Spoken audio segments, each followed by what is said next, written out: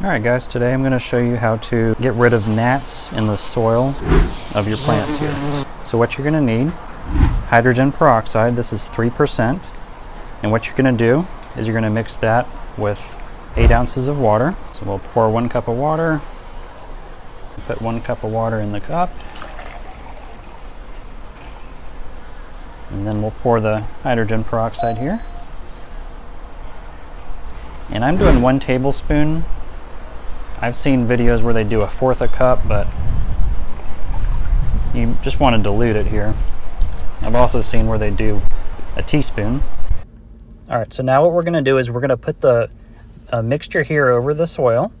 And what this is going to do is it's going to kill the gnats and the gnat eggs, as well as it'll battle like root rot, fungus.